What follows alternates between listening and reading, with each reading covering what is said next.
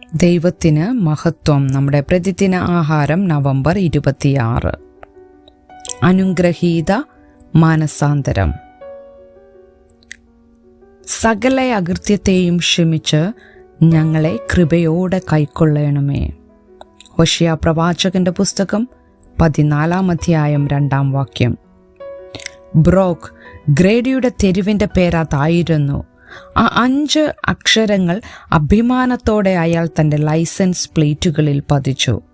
അത് ആത്മീയ അർത്ഥത്തിലായിരുന്നില്ലെങ്കിലും മധ്യവയസ്കനായ ചൂതാട്ടക്കാരനും വ്യഭിചാരിയും വഞ്ചകനുമായ മധ്യവയസ്കന് ആ ഇരട്ടപ്പേര് തികച്ചും അനുയോജ്യമായിരുന്നു. അയാൾ തകർന്നവനും ദരിദ്രനും ദൈവത്തിൽ നിന്ന് അകന്നവനുമായിരുന്നു.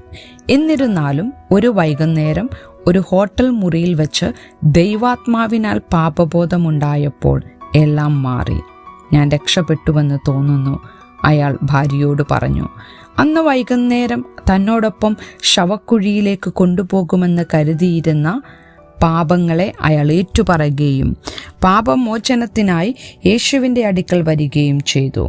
40-ലപ്പുറം താൻ ജീവിക്കുകയില്ലെന്ന് കരുതിയ ആ മനുഷ്യൻ പിന്നീടുള്ള 30 വർഷക്കാലം യേശുവിലൂടെ രൂപാന്തരം വന്ന വിശ്വാസിയായി ദൈവത്തെ സേവിച്ചു. അയാളുടെ ലൈസൻസ് പ്ലേറ്റുകളും മാറി. ബ്രോക്കിനു പകരം റിപ്പന്റ് സ്ഥാനം പിടിച്ചു. മാനസാന്തരപ്പെടുക, അതാണ് ഗ്രേഡ് ചെയ്തത്. അതിനാണ് ഹോശയ്യ 14:1-2 വാക്യങ്ങളിൽ ദൈവം ഇസ്രായേലിനെ ആഹ്വാനം ചെയ്യുന്നത്. ഇസ്രായേലേ, നിന്റെ ദൈവമായ യഹോവയുടെ അടുക്കലേക്ക് മടങ്ങിച്ചെല്ലുക. നിങ്ങൾ അനുതാപവാക്യങ്ങളോടുകൂടെ യഹോവയുടെ അടുക്കൽ മടങ്ങിച്ചെന്ന് അവനോട് സകല അകൃത്യത്തെയും ക്ഷമിച്ച് ഞങ്ങളെ കൃപയോടെ കൈക്കൊള്ളണമേ എന്ന് പറവീൻ. വലുതോ ചെറുതോ കുറച്ചോ അധികമോ ആയ നമ്മുടെ പാപങ്ങൾ നമ്മെ ദൈവത്തിൽ നിന്ന് അകറ്റുന്നു.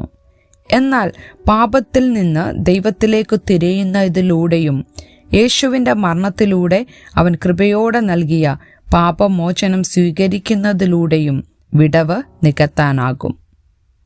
നിങ്ങൾ പോരാട്ടം നേരിടുന്ന ഒരു ക്രിസ്തു വിശ്വാസിയായാലും അല്ലെങ്കിൽ ഗ്രേഡിയുടെ ജീവിതം പോലെയുള്ള ജീവിതം നയിക്കുന്ന ഒരാളായാലും നിങ്ങളുടെ പാപക്ഷമ ഒരു പ്രാർത്ഥനയുടെ മാത്രം അകലത്തിലാണ്.